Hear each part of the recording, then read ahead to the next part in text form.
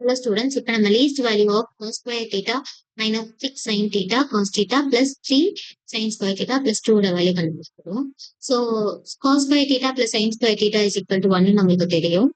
And 3 into 2 sin theta cos theta ஓட value வந்து sin 2 theta தெரியும். ஸோ இப்படி சப்ஸ்டியூட் பண்ணும்போது நம்மளுக்கு 1 plus 2 minus 3 sin 2 theta plus 2 sin square theta வருது.